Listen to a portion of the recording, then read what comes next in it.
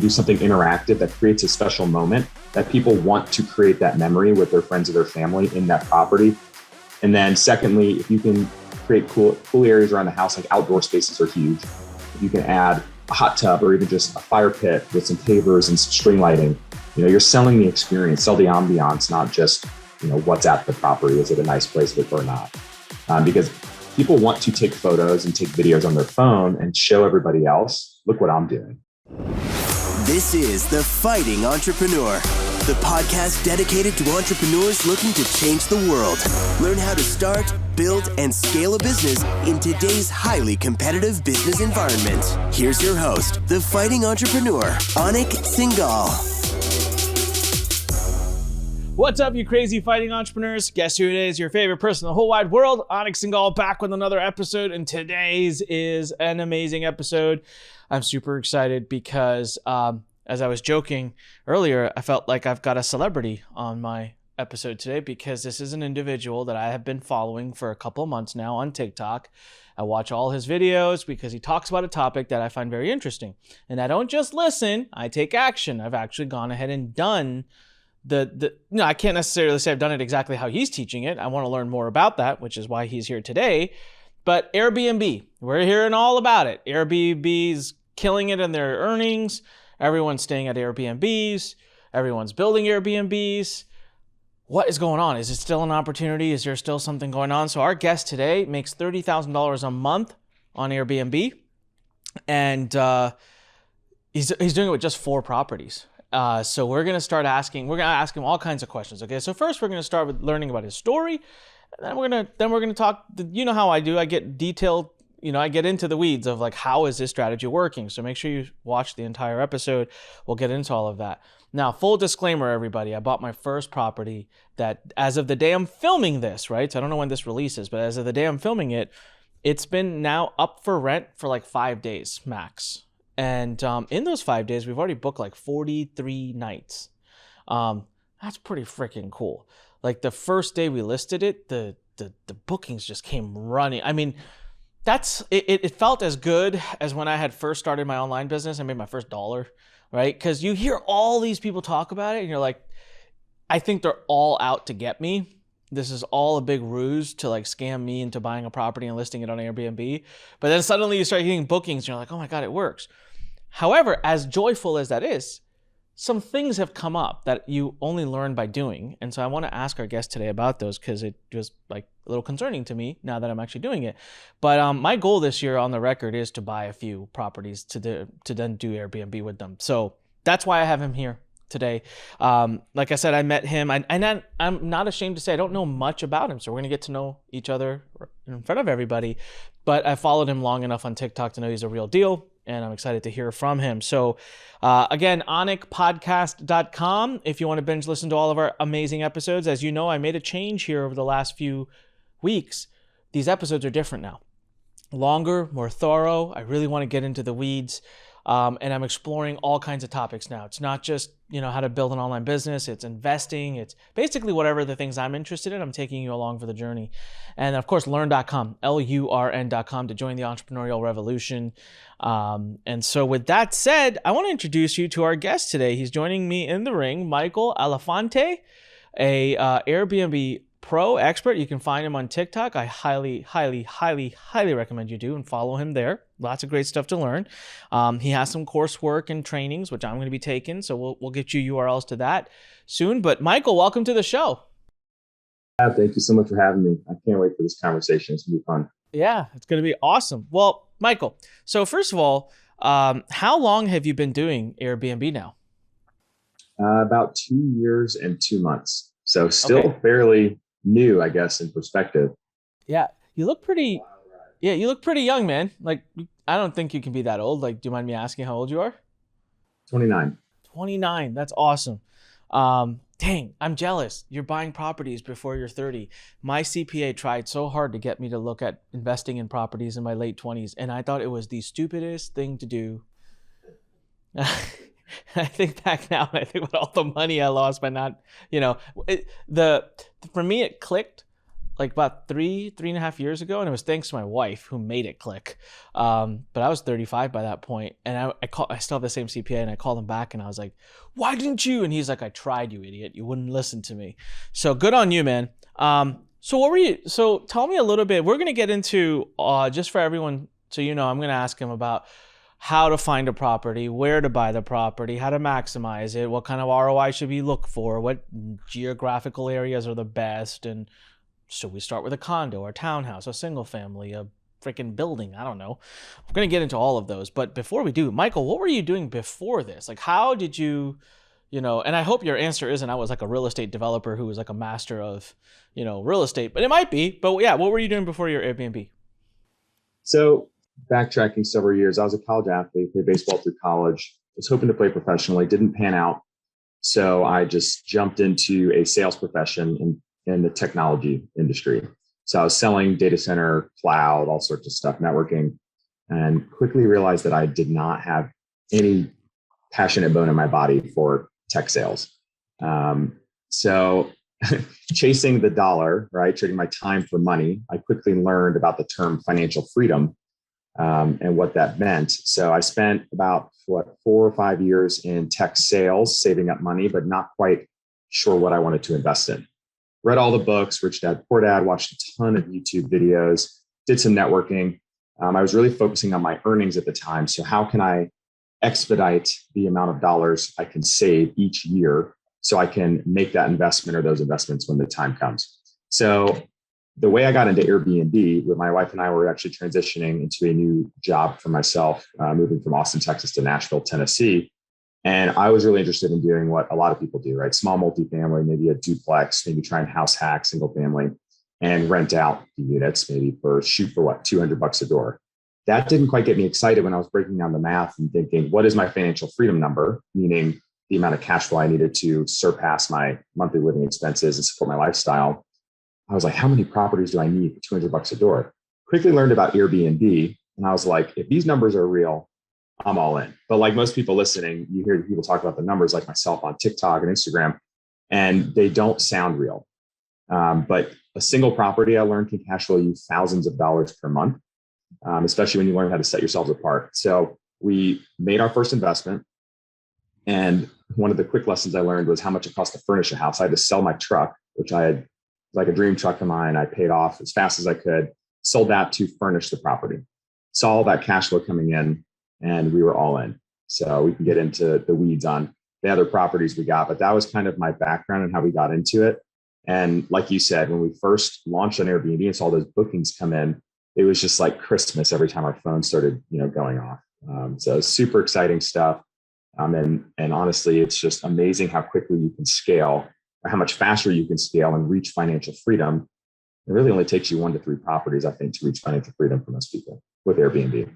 That's so crazy. I mean, to think about that, right? I mean, 1 to 3 properties. I mean, you're making $30,000 with just 4, and you're earning the salary of a doctor with 4 properties on Airbnb.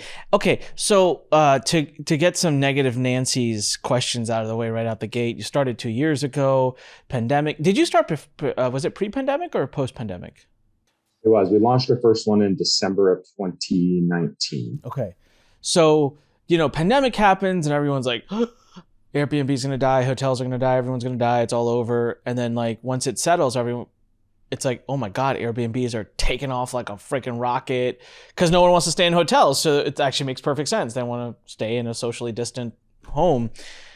Has it gotten to a point of mass absorption? Like, are you, honestly speaking, like today, is it harder to make money with Airbnb than 2 years ago? Because everyone like myself has like run in and is starting to launch Airbnb properties. So I think there eventually will come to a time where there might be some level of market saturation. Obviously, each market and town is different.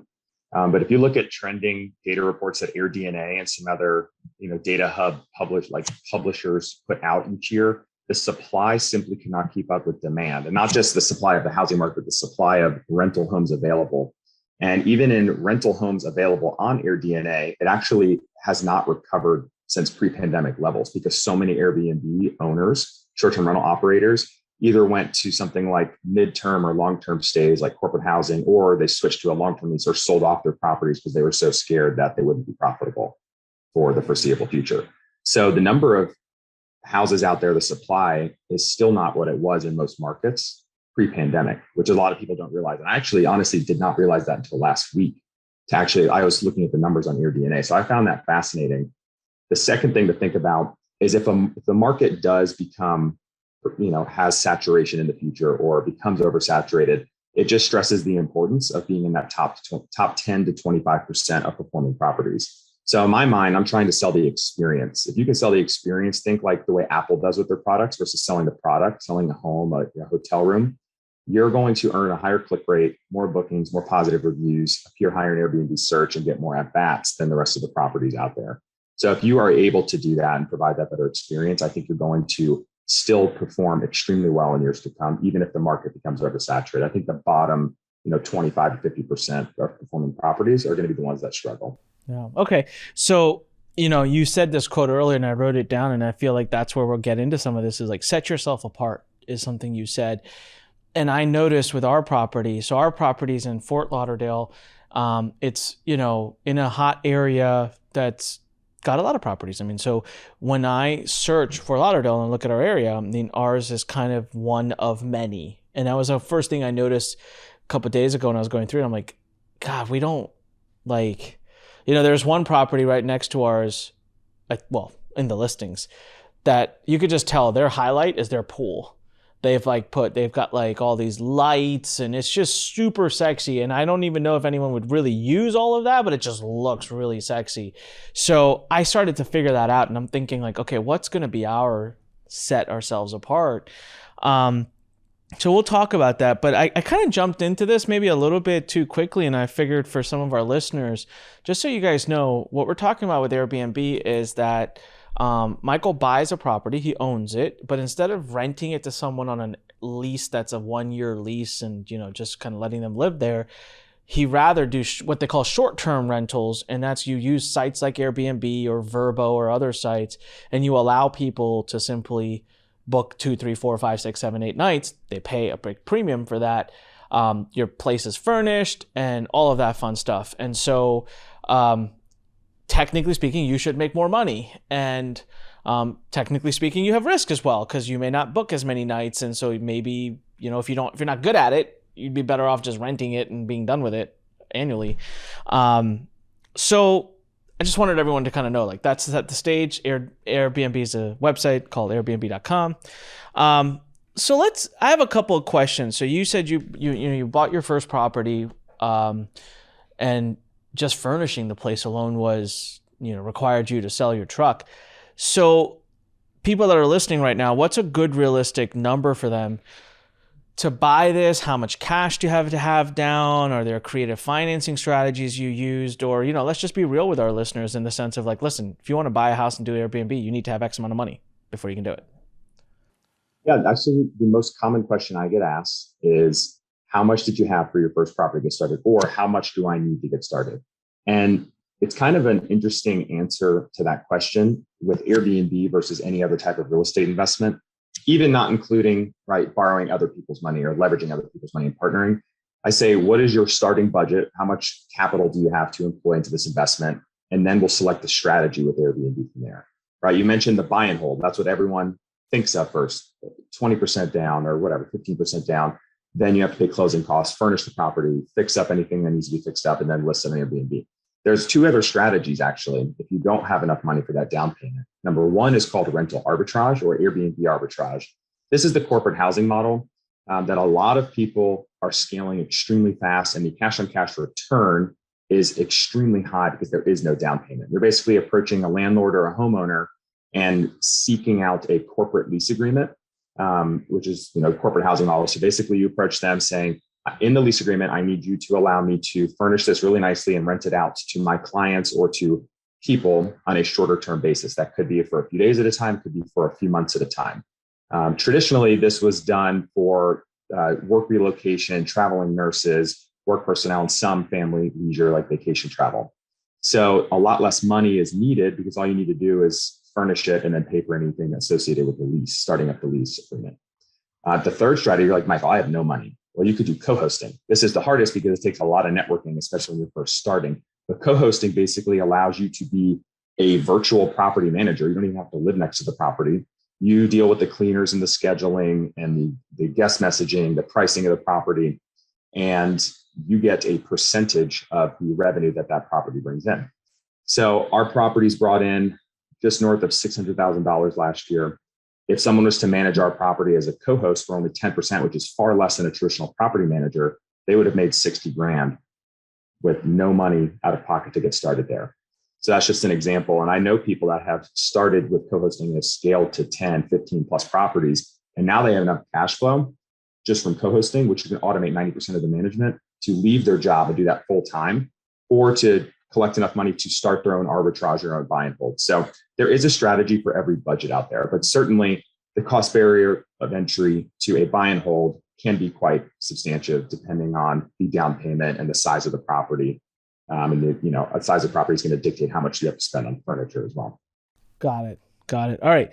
So, and then the third, I guess, is just straight up buying it, right? Because you had said rental arbitrage co-hosting, and the third was just buy. Yep, buy and hold. I call it buy and hold. Just like a traditional.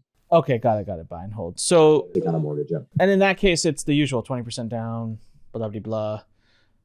Sometimes I've actually only put 20% down twice. The rest of and this is on 5 going on 6 properties now. We've got to launch one in Fort Lauderdale, similar to you, and we have another one that we're closing on in March. What's really cool about Airbnb, the other big benefit, is that a lot of technology has democratized vacation rentals for the everyday homeowner.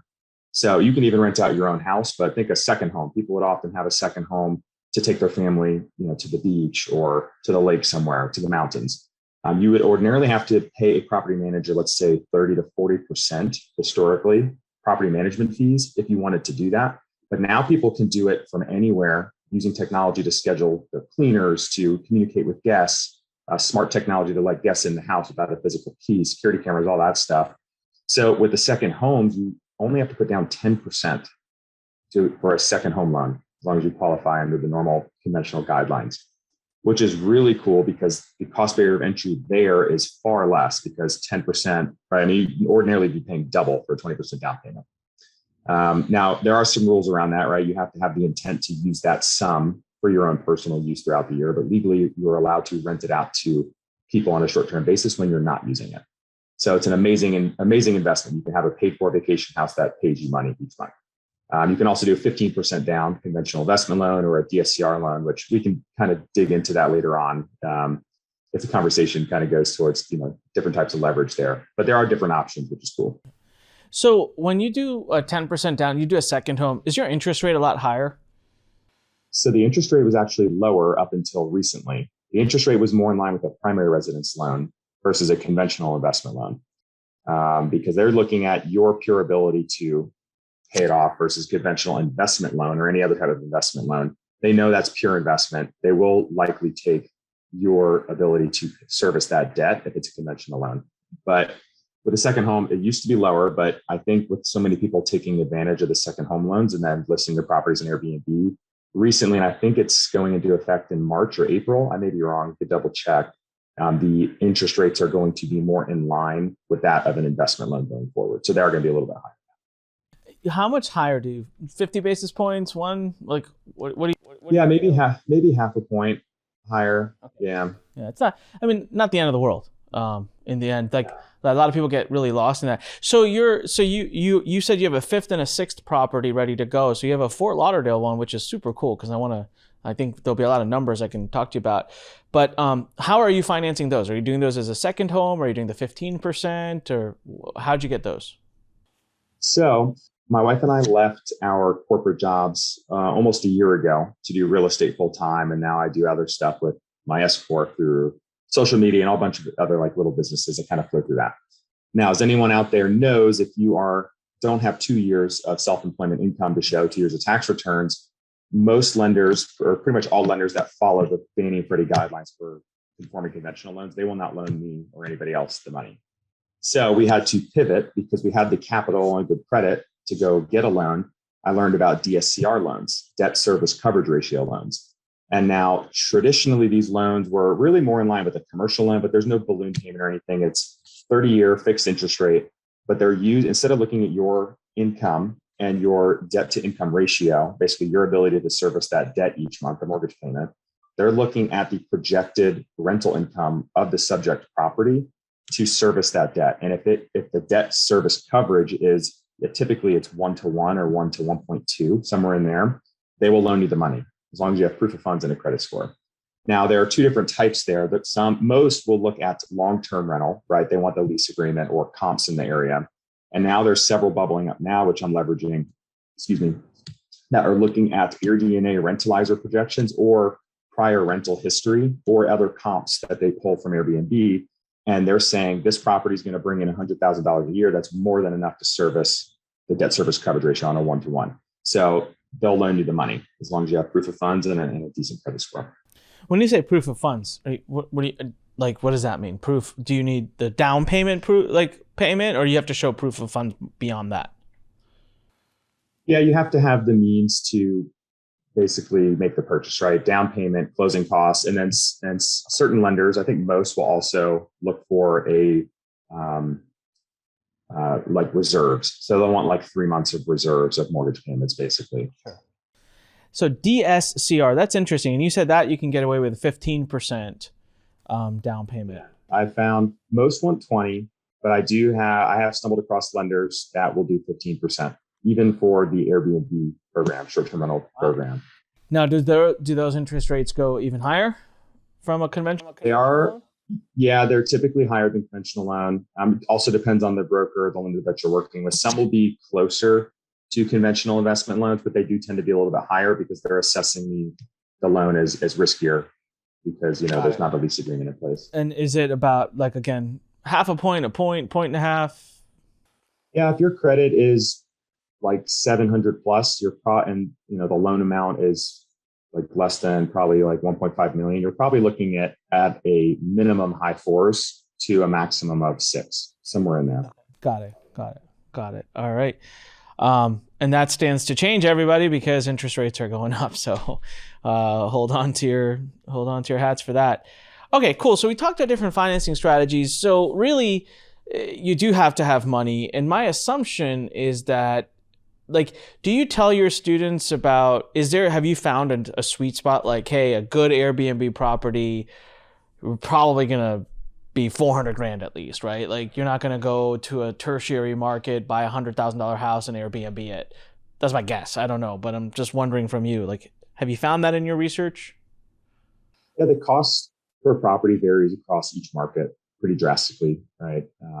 But in a lot of the top tier vacation rental markets that most people here out and want to invest in have gotten very expensive, of course. So it also depends on the size of the property. I don't so much look at, hey, you need to purchase a minimum of $500,000 home. Really, we look at maximizing the cash on cash return. So the total cash flow projected for the first year divided by the total money you have to come out of pocket to get that investment up and running. My minimum is 25%, especially for self-managing. And oftentimes we see far higher than 25%. That's kind of like a bare minimum threshold, which is becoming a little bit more difficult to find, but those deals are still out there. And I'd like to be surprised by a little bit more cash flow than less. So usually the forecasts are conservative. So I focus less on, the size of the property or the total cost of the property, and more so what's our budget and can we find something within that budget that achieves that 25% cash on cash. So where do you live right now? Like, where are you stationed out of?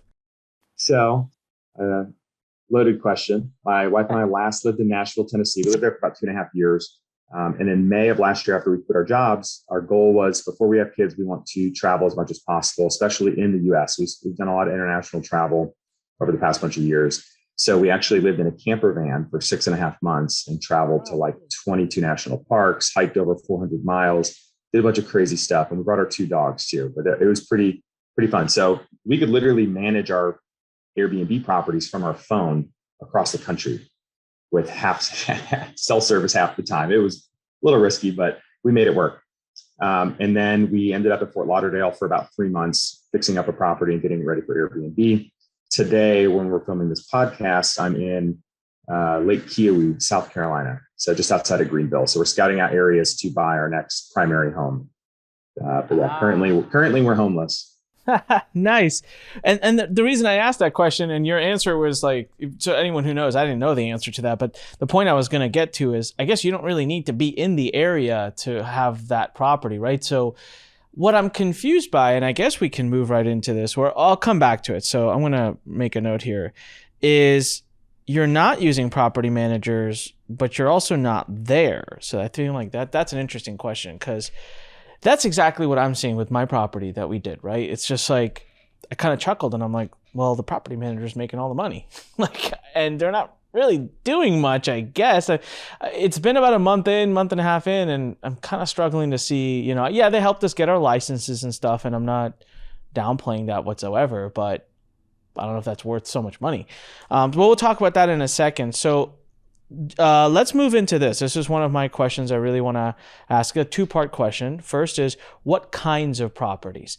So when I was looking to get my first one in Florida, there was like the section of people that are saying get condos because there's more of them, they're easier to rent out, and can get water facing, beach facing.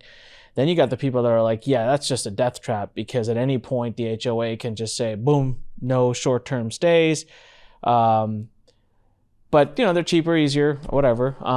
There's less to manage. You don't have a yard. You don't have all that stuff. Then there's people like, no, get single family. And then there's like, I just talked to one guy yesterday. He's a friend of mine, and he's like, oh, I refuse to buy pre-built. I'm bought 25 acres and I'm building, 60 cabins. And I'm like, oh, that sounds like a lot of work. I don't want to do that, right? So I was like, good for you, man. I don't want to be a developer. I was like, this is just not my personal interest. So what are you seeing? I noticed, I can't remember now, but I feel like all your properties are a little different. So you seen a trend? Is there a particular type of property you guys look for? We look at all of them, but we're looking to maximize cash and cash flow. So we kind of look at what's available for us. I'm not biased one way or the other, single family versus condo, because actually one of our best performing properties is a condo, more of a townhouse, but it is part of a condominium owners association in downtown Nashville.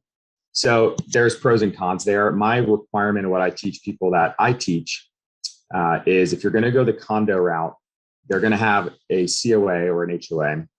You need at least 50% of those properties to be already operating in short-term rentals. Because you're right, at any point they could have a board meeting or change leadership in the board and put out a vote to nix short-term rentals. Then you're kind of screwed. So ours, most of the properties in there are short-term rentals, so we feel pretty good about that. The pros, though, like you said, the outside of the house maintenance you don't have to take care of. That's part of it. And a lot of times with condos, they take care of, or the HOA payment also includes some of the utilities sometimes, or even Wi-Fi. With beach properties, I have heard, and this probably isn't the case for all markets, they have some other weird rules in place sometimes for short-term rentals. They'll say the minimum stay is 7 nights because they're trying to avoid the quick turnover.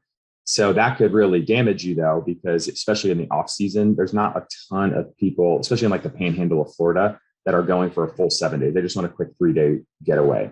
And if you're not allowed to list that for less than 7 days, you're missing on that demand. But in the summertime, you're pretty booked. So to answer your question, I would say start with your budget, look both routes, and just go with the better option, the best option that you have in front of you. But the rest of ours are single family homes. Okay. So you're fairly agnostic to the type of property it is. You're more sensitive to the cost. So that's going to help you determine what the cash on cash is. So I guess so then the next question was geographical location. What are your top 4, 5, 6, 7 markets that right now you're like, that's it, these are the ones I'm looking at? Or do you even have any? And if so, then how do you go about finding a property? Because the country is a big country. So where do I start? Yeah, you can make money in almost any market. I feel like I really try and avoid major metro areas that are not short-term rental friendly, like a San Francisco or Los Angeles, New York City. Even Nashville starting to crack down on their rules. Most of it is around zoning now. So understand the rules and regulations of any market is important first, and kind of see where that's trending, because you never want to, again, be in a situation where they're going to nix it or stop giving out permits.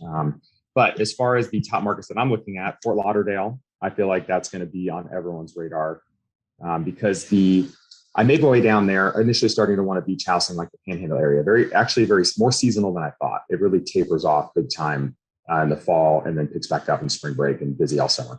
Fort Lauderdale is just steady Eddie throughout the entire year.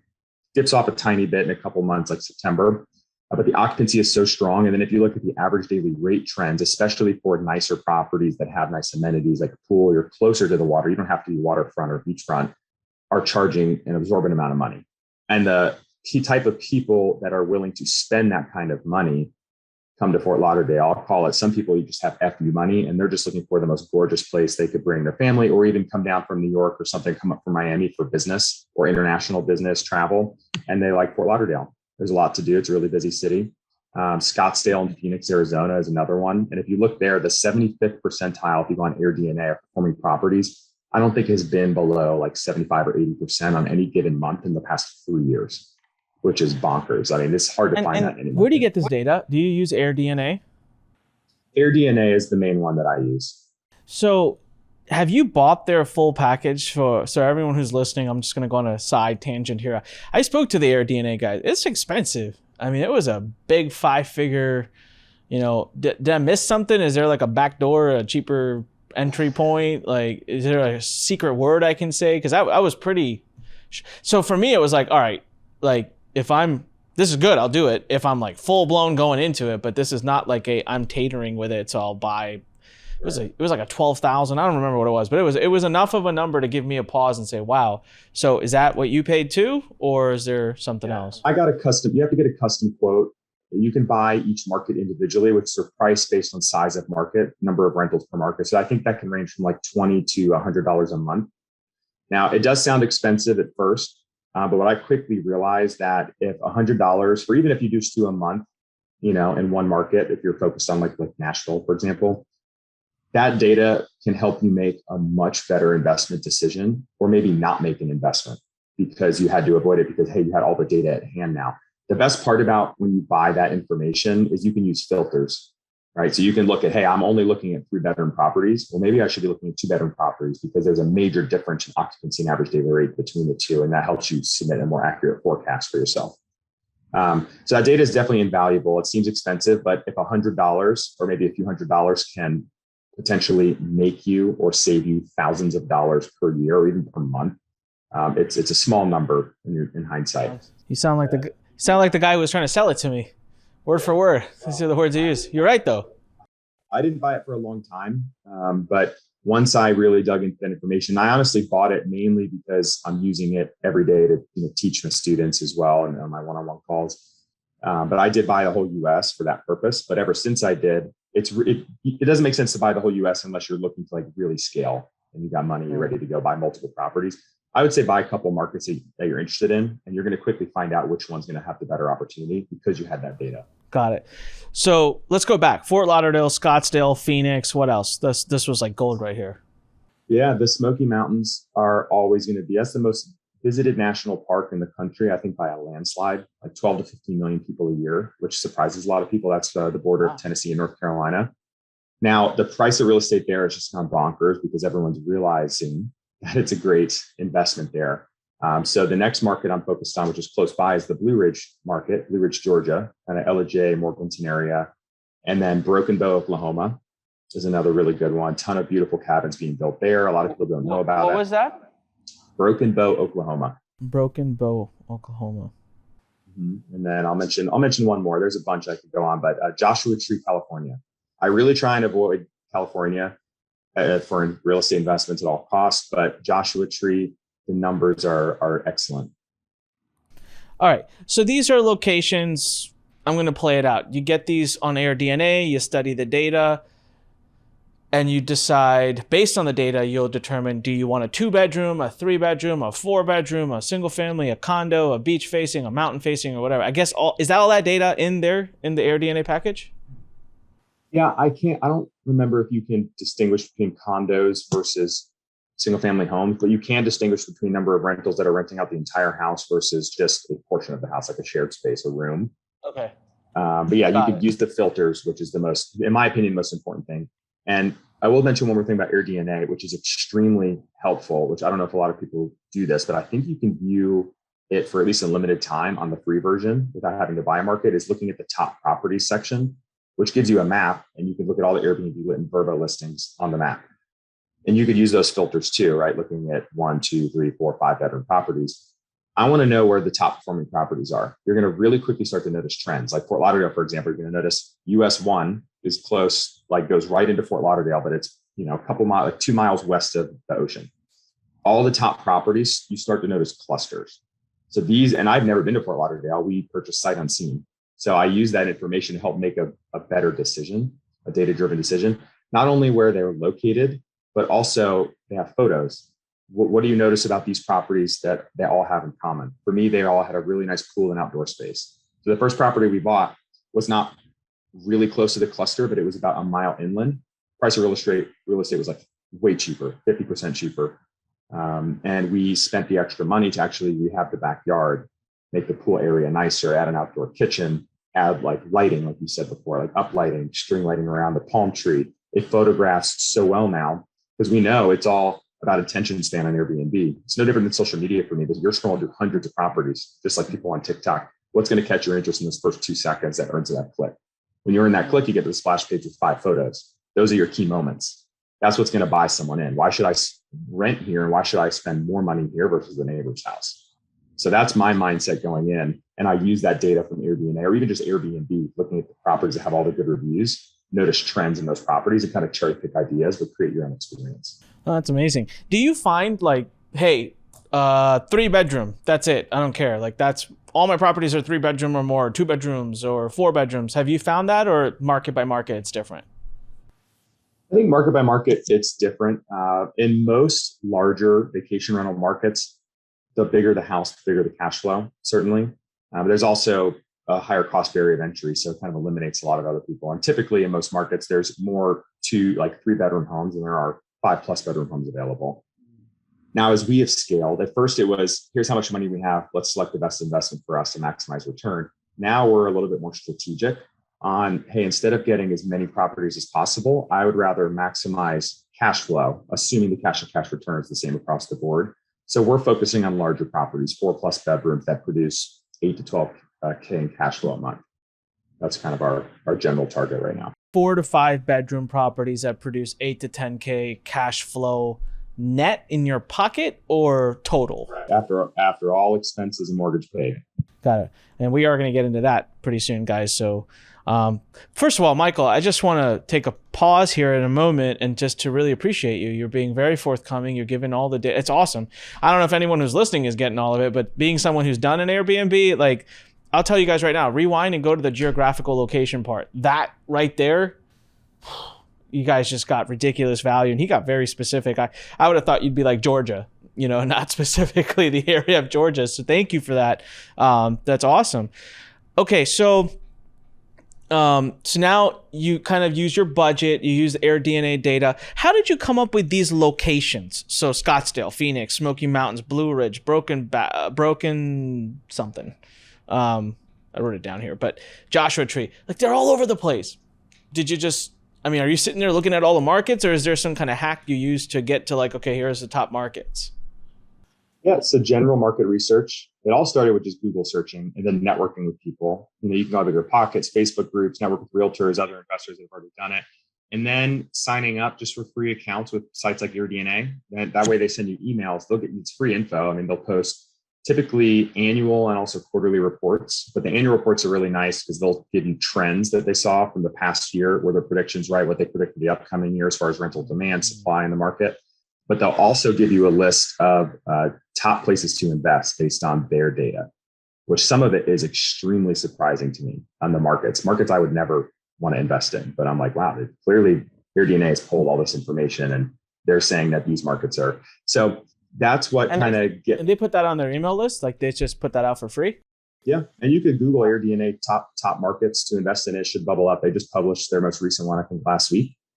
Joshua Tree was up there. I don't know if it was number 1, but it was like top 3, which wasn't surprising, but I think Memphis was on there. And I was like, I've been to Memphis and it's not like the most exciting city anymore. So I wouldn't have considered that, but maybe whatever data that they're collecting is saying otherwise, which is kind of interesting. So that's a really helpful place is leverage those tools out there. And there's lots of other companies posting those types of reports, but general Google searching, like if you're looking at national parks, look at, because they show all that data. I think, I don't know if it's a national park website or just other websites, blog posts, most visited areas, high traffic areas. What are the top or like booming cities, growing cities? Why are they growing? Does it also support tourism, or is it just like a growing city for people to move to? Like in Austin, Texas, mainly Austin, like 5-6 years ago, 10 years ago, but Nashville's booming too. A lot of people are leaving these other major metro areas that are really expensive to live in. They can now work remote. And one, they're coming and doing Airbnb in town while they're there to explore the city. But two, they're moving there. So long-term capital appreciation is there too. So I kind of look at all these different factors. And then just if I can get my hands on the tourism growth, or is it declining? Is it steady each year? Like Nashville, I remember seeing they posted like one year it was 12 million, then it was 14, 15 million, 17 million visitors per year. That was exciting for me because that's where I was like, well, even if I don't think supply is going to be able to keep up with demand in that market. So that's the general research, at least. Okay. All right. Very helpful. That's awesome. Cause your areas are so specific.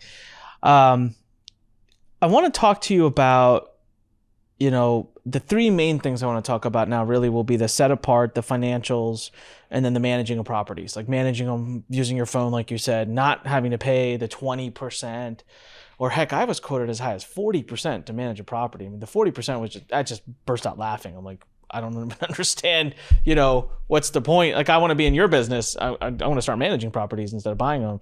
But let's talk about the set apart.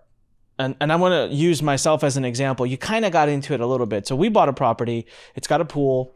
It's a gorgeous property. We did it up nicely. It's got a nice contemporary look and feel. It's very clean. But I don't necessarily, so it looks nice, right?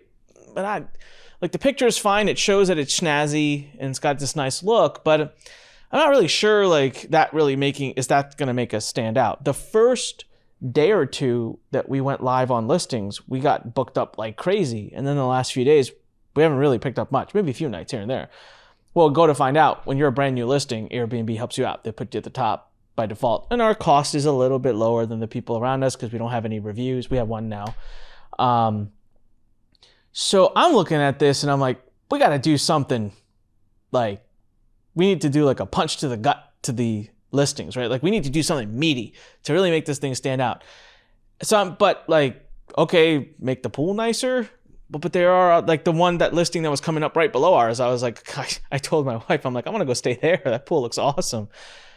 Or I thought, do I add more games? Like, we have a small garage that really isn't to be used as a garage. I throw some arcade games in there, throw some more games, throw some stuff on the outside lawn, and like position it as like a gaming thing. I have no clue, man. Like, what would you say to someone like me? It's like how to set apart.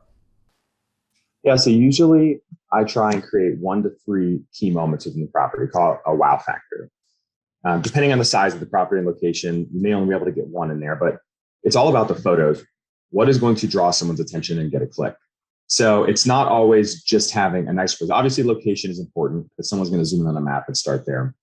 But amenities is important. So if you can add things, if you have a game room set up, or if you can add a pool table, or like you said, games outside, or even bikes or kayaks, depending where you are, that is a nice to have for sure. Now, the next thing I'm going to mention is really important, especially in today's digital world that we live in. And that's you're basically selling moments within the property that people can go create a memory while they're there. Our first property we ever created, we put an interactive mural on the living room wall. We had this massive, basically like an open canvas. And it looked awkward. The wall was so big, just blank. So we hired a local mural artist we're like, let's do wings, because in Nashville, we noticed there would be hundreds of people in line waiting to take photos in front of murals around the city. It's a big mural city. What if we brought that inside the house and created that moment for people? Lots of bachelorette parties coming in, people coming in for special occasions. They can have their own private photo that nobody else in the world can have unless they rent our place. Also, that's free advertising. So now we have people booking our place at 50% higher rate than our neighbors months in advance.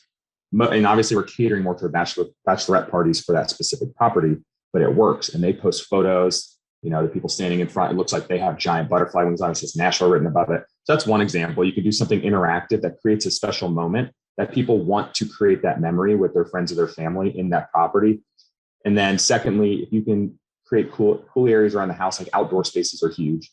If you can add a hot tub or even just a fire pit with some pavers and some string lighting, you're selling the experience, sell the ambiance, not just, what's at the property. Is it a nice place or not? Because people want to take photos and take videos on their phone and show everybody else, look what I'm doing, right? It sounds self-centered, but we're all kind of guilty of that. Like, look at this badass life I'm living, I found this place, you're not staying here. Maybe that's not what they're actually thinking per se, but it does work. If you sell the experience, people will be willing to pay more for that property and you'll have higher demand and hopefully get better reviews. Like you said, when you first list, you can do that Airbnb new listing discount. They're going to boost you to the top of search. Now it's going to be a little bit harder. Once you start getting more positive reviews, that's like the number one thing in my mind that's going to boost you in their algorithm and the search result rankings.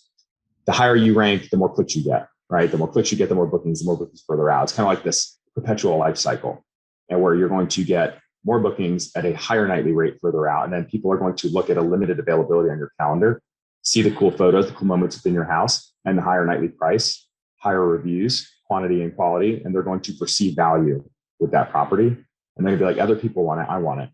Right. So that, at least in my mind, that's how it goes. And it seems to be working pretty well. Oh, it's awesome. There's some really cool ideas. I like the whole focus on the experience. So create spaces in that, like we have some room to create spaces. We can literally have a game room. We can have, but then at the same time, it's like, I got to talk to my property managers. Like, why are people coming here? Because I don't actually know my target market. Are they coming? Is it going to be mostly families? Because, like you said, you guys knew your target market for one of your properties. Like, we're optimizing this for bachelorette parties. And that's just, going to be, so that's interesting. I didn't really think about that. And that makes a ton of sense. Okay. So let's go over financials. You mentioned 25%, and I'll start by, I guess one of the things that shocked me about Florida, and this is kind of like a warning to everybody out there who foams at the mouth that Florida's no income tax. Yes, they have no income tax, but they have ridiculous property tax. So if your income isn't high enough, just beware. Their property tax will give you a pause. Like, you will literally say, what the heck happened? And the insurance cost in Florida, I have never seen anything like it. I mean, it's about as much as my property tax. And it makes sense, right? Because it's Florida. Like, I don't know what the heck, every like calamity of the world goes through that poor state. But I'm looking at the math and I'm like, gosh, if we had normal, real estate taxes and normal insurance costs, my ROI on this thing is going to be killer. So we use conservative numbers because I'm still not like, I'm told by our property manager, hey, your place should be 75% of the year booked. Is that what you're seeing? So you did a Fort Lauderdale research. Is 75%, is that kind of like the number that you go for? Is that right? Is that fair? Yeah, that's fair. If you're in a decent location, the house is well photographed, looks nice, especially if you have a pool. That 75th percentile is easy, 75%. Okay. So I used that. Yeah, and I did some math, and I'm like, I came down to a 10% cash on cash, and I was like, I'm not complaining, but there's a lot of places I can invest to get 10% cash on cash, and not to mention Florida's properties have already like appreciated. I feel, because we checked the tax records on the one that we bought. I mean, these people bought it just a few years ago, and we double paid like what they paid. Now we actually got it below market. We got lucky. It was a great buy by today's standards, but one can't help but wonder, like, is it really going to keep going up at that rate? Everyone says no. What we're seeing is that it really is. It's still going up, so it's fine. But yeah, what are some of the numbers you look for? Like, so when you calculate, what are the expenses you go through? And then, so the biggest cost of all is our property management. I mean, that's 20%. And if we took property management out, oh yeah, we're sailing, that gets me right back to probably that 25% that you're talking about. So numbers, and then let's talk about how do you manage properties without being there. So yeah, numbers first though. Yes. For sure. For numbers, usually I'm doing like quick property evaluation. I have my spreadsheet and I'll put in the down payment percentage that'll spit out the down payment on the house. I usually ballpark 3% for closing costs. That can range from 2 to 4% depending on the loan. And then any rehab necessary for the property, and you kind of ballpark that. If it's turnkey ready to go, that's 0. And then for furniture, if it's unfurnished, you have to pay for the furniture. I'll usually do a rough ballpark. What I found is pretty accurate. $5,000 per number of bedrooms. And that includes common areas like kitchen, living, and dining, bathrooms. But if you have an additional patio, a pool area, or a game room, I usually budget an additional $2,500 to $5,000 per additional space. And that gives me a pretty good rough estimate of the total money out of pocket invested. Then we go through the forecast, right? Get AirDNA, find local comps on Airbnb, we pick apart their calendar, see what we think we're going to end up charging. And for example, for Lauderdale, maybe around 75% occupancy. That gives us our revenue. But you have much more operating expenses, like you said. So we always include property tax and insurance. So for those not aware, for insurance, you're going to want to get a specific policy that is built for vacation rentals because you want some sort of liability coverage. You want some sort of loss of rents included in there. If you're not unable to rent the property, insurance will kind of pay you out up to a certain amount. Additionally, all utility bills you're picking up, Wi-Fi, cable if you're providing that, any landscaping or maintenance, pool maintenance, and then some level of CapEx. So future capital expenses or improvements to the property. We want to ballpark that on a monthly basis, just to kind of account for it like a new roof 10, 20 years down the road. And then fees, if you're doing property manager, you want to put that in there too, the percentage they're charging, which you could just do a percentage of revenue. It'll spit that number out. And then if you are self-managing, I like to use tools like Guesty for Hosts, some other good ones out there like Hospitable or Hostfully. They charge a certain amount, or some of the platforms charge a percentage of your bookings as well. And then Price Labs or Wheelhouse, one of those two pricing tools, smart pricing tools, it's like $20 a month, pretty cheap. So those are all the OpEx. And then lastly, of course, you need to, whether you're doing arbitrage, you need to put your rent payment or the principal and interest and PMI, if it's included on a conventional loan, less than 20% down, that will spit out your cash flow. And then ultimately the cash on cash return. So yeah, property managers can certainly eat up some of your cash flow. I think for someone like yourself who has so much else going on, it probably makes sense to you to be 100% passive. Now, if you did want to bring it in-house and manage it yourself, or kind of hire somebody as your own little co-host and maybe pay them less than 20%, because all the PMs, they're automating 90+% of this business now with tech. Because I think traditionally that 40%, it was not uncommon for people to charge 40% of revenue, but they had to have an office manager handing out keys, checking guests in, making sure cleaners show up on time, oftentimes having cleaners on staff. Now they automate most of it. So if they're still charging that much, I mean, I feel like that's a steal. Well, so let me ask you this then, and I don't know, my property manager might be listening, but I don't got nothing to hide. It's not that passive. That's what's been irritating. So, okay, passive for me. My wife is running it. She's managing it. And I said the word passive recently, and she looked at me. She's like, it ain't that passive so we have a weird water issue going on. I mean, our water bill last month was $1,200. They said we use 56,000 gallons of water or some insane number. And we had, a plumber go there and there's no leak. And now we're getting our meter checked. The thing is, a property manager's not doing crap with that. That has been on my wife's head. So she's making calls to the county and that they've not helped. Okay, landscaping. They're like, oh, we don't talk to landscapers. Pool servicing. Oh, we don't talk to the pool servicing. And so I've been kind of looking at this and I'm like, well, what the hell do you guys do? You list us on Airbnb and you get the cleaners to come in and turn the property. The rest of it, the keys and everything is being serviced by this box thingy that they've automated. So I've kind of been like, having really some second doubts on whether we've got the wrong property managing firm and we just need to move to a different one that does do all of that because we don't want to, or which leads us to the next part of the conversation is how do we just manage it ourselves? Because for my wife, this is mostly this is her full-time stuff. She manages our nonprofit and she manages our real estate stuff. So maybe if we can just pivot the conversation into how do you manage your properties and what tools would we need and how could we manage this Fort Lauderdale one without the property manager? For sure. A couple steps. Number one, you have to automate as much guest communication as possible. You can use that. Actually, Airbnb has automated messaging now too, but for the bulk of it, especially if you're listing on multiple platforms, you want to have a unified inbox and a unified calendar. By that, I mean, if you list on Vrbo, Booking.com, and Airbnb, if you get a booking in Airbnb, you need it to be blocked on the other calendars. You don't want to get double booked and have a major issue. And also same with guest messaging. You can automate messaging from one property management software, PMS system. I currently use Guesty for hosts, and it does everything I need it to do. So I can do scheduled messaging. If you were to book my property, automated message, thanks for booking, here's info about the house. 2 days before check-in, you get all the check-in instructions, then house rules, then checkout instructions. It will even auto-review guests on Airbnb for me. And that's important because Airbnb will ping the hell out of them saying, Michael just reviewed you. In order to see what he said about you, you have to review him first.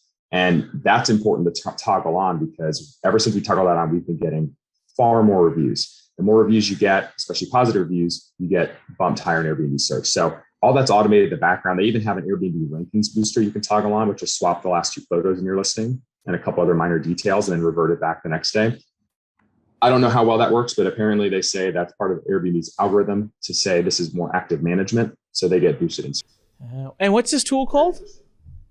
Guesty for hosts. It used to be called Your Porter, and then Guesty, which is now called Guesty for Pros, they acquired Your Porter and labeled it Guesty for Hosts. Guesty for host. Got it.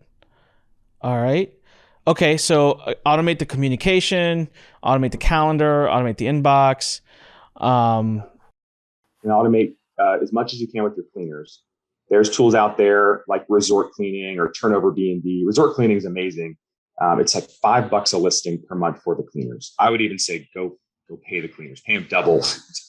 Pay them double that cost to use that tool, because you can import your iCal links from all your platforms, even your PMS system, and import it to resort cleaning. They get live updated info on, hey, a booking just happened. They have to accept it. A booking was canceled. It was automatically removed from their calendar, which is amazing because that eliminates you texting or calling, hey, here's updated calendar. Make sure you're here. Are you showing up on time? The next thing I'll mention is use a smart pricing tool, automated pricing tool. We use Price Labs. I'm also evaluating Wheelhouse, both good tools.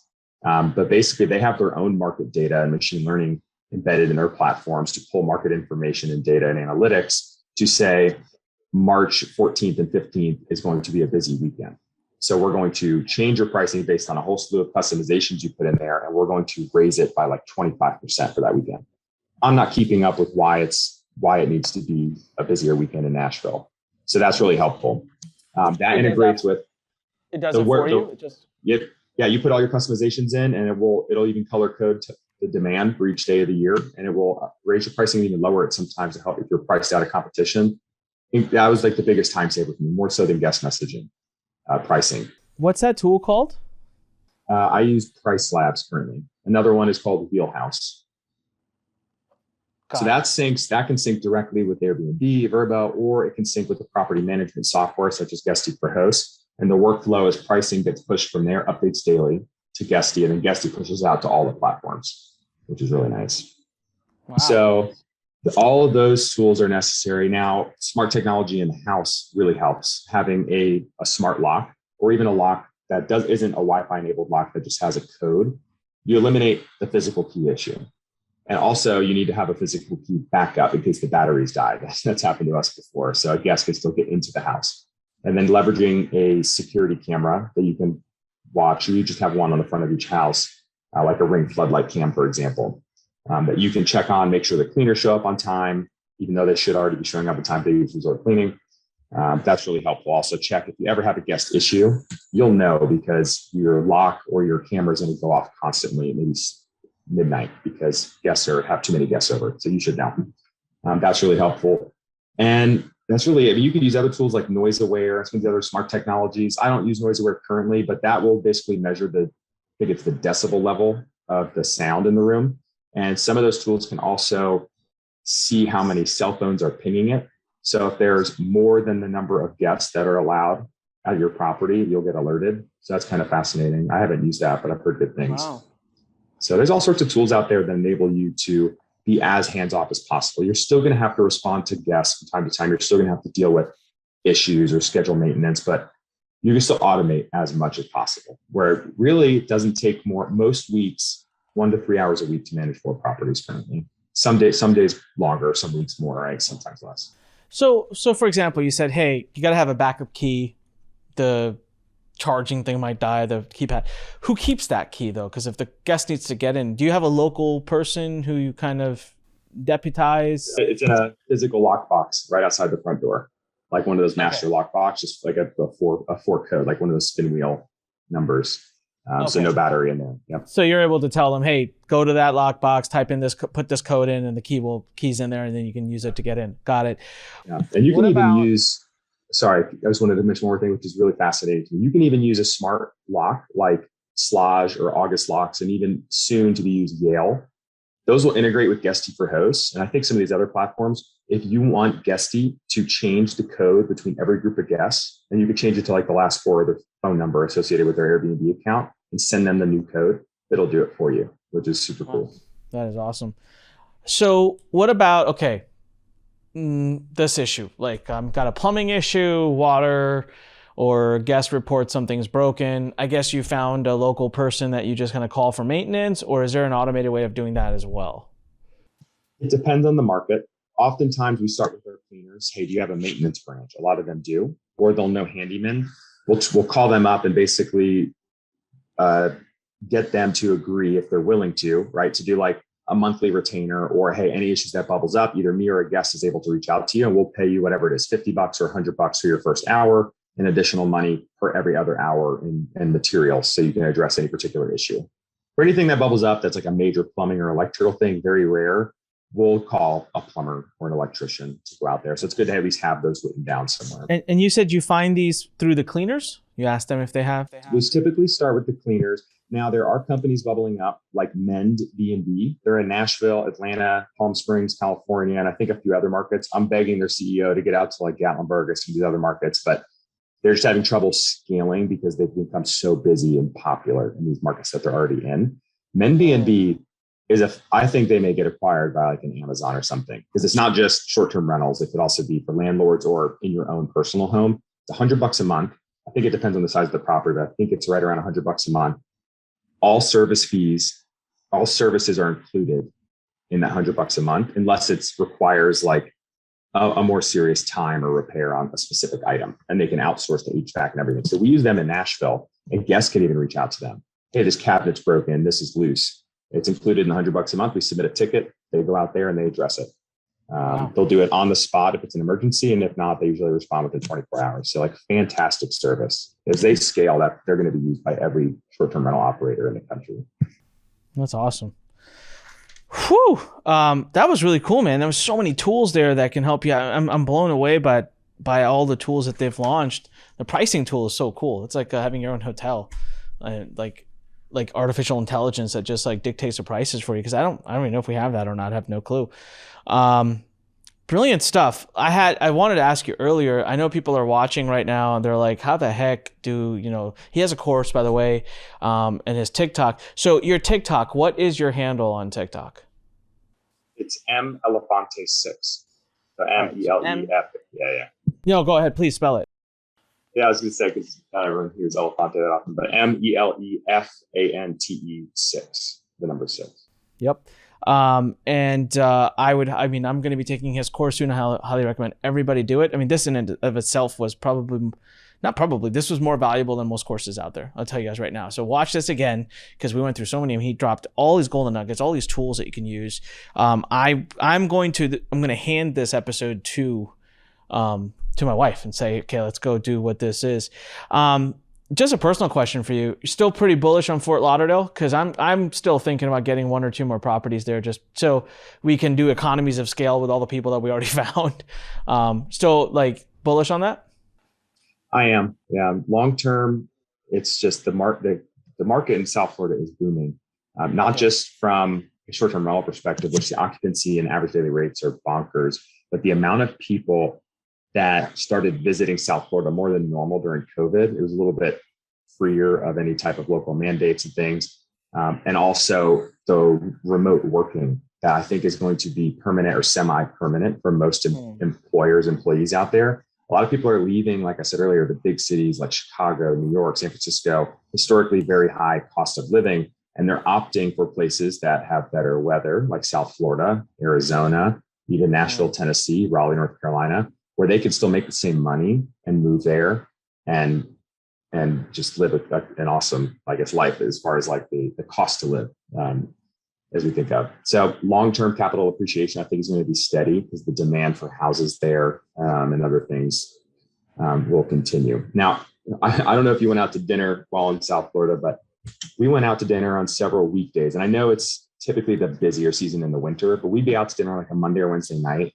And we'd be waiting an hour for dinner if we didn't have a reservation. And the place would be just as busy at like 11:30 p.m. on a weekday as it was at 7 p.m. It was bonkers. I was like, this is crazy. And there's traffic every day. So I was like, this place is very lively. So I can see why they get excited to be. Yeah, we were in Miami July of last year. And I planned a trip. It was like 6 of us. And so, and it was just a trip to celebrate multiple occasions. And so outside of my nature, I pre-booked all the restaurants and made reservations weeks in advance. Turns out when I got there, it's probably the best thing I ever did, because otherwise we were just going to eat at a normal place. Like, you weren't going to get into nice places. They got booked up. They're packed. First thing I went there, I was like, there is no pandemic here. Like, they totally missed the notice. Everyone is out and just living life. But everything was packed. So awesome. Man, Michael, it has been so amazing. Everybody, find him on TikTok, all other social media, but also his URL if you want to see more of what he has offered. standwith.me /M Elefante6. All right. So that again is standwith.me /M as in Michael, M Elefante6. Now, we're going to have this URL in the bottom. If you're watching on YouTube, it's going to be in the description. And if you're watching anywhere else, you can go to onikpodcast.com and it'll be in the show notes as well. Get over there and follow what he's doing. And I'm telling you right now, I'm really, really excited about this opportunity on Airbnb. And I feel like I'm a little late to the game, but I'm not too late to the game. And that's all that matters. Michael, I'm going to leave it with you. Any last final closing words for everyone listening? No, just if you have interest, is for me and many other people out there getting started, whether it's Airbnb or any other type of real estate, best decision we've ever made. For me, the fastest path to financial freedom is through short-term rentals, and there's a way to start with every budget. So get out there and go for it. Awesome. Thank you so much. All right, you guys heard what the man himself said. Go out there and go for it. So go make your dreams come true. Go make it happen. This is Anik Singal reminding you, when life pushes you, stand straight, smile, and push it the heck back. We'll see you next time. Thanks. Thanks for listening to The Fighting Entrepreneur with your host, Anik Singal.